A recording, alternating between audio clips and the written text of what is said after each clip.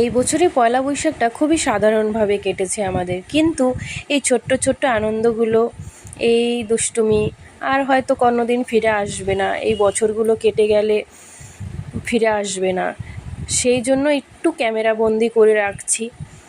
ছেলে দিন দিন বড় হয়ে যাচ্ছে, পয়লা বৈশাখ একাই পালন করা শিখে যাবে। তো এখন যেহেতু আমাদের সঙ্গে আছে, আমরা দুজন মিলেই ওর সঙ্গে আনন্দ করি। এই দেখো, এইখানে ছেলে নতুন জামা পরেছে, পরে পাপার সঙ্গে খেলা করছে। তারপর একটু বিকালবেলা বেরিয়েছিলাম চড়ক পুজো দেখতে। আমাদের এখানে চড়ক পুজো পয়লা বৈশাখের দিন হয়, তো প্রচণ্ড ভিড় ছিল। এখানে এসে খুবই আনন্দ করলাম আমরা, সব মেলা ঘুরলাম, সব ফুচকা খেলাম।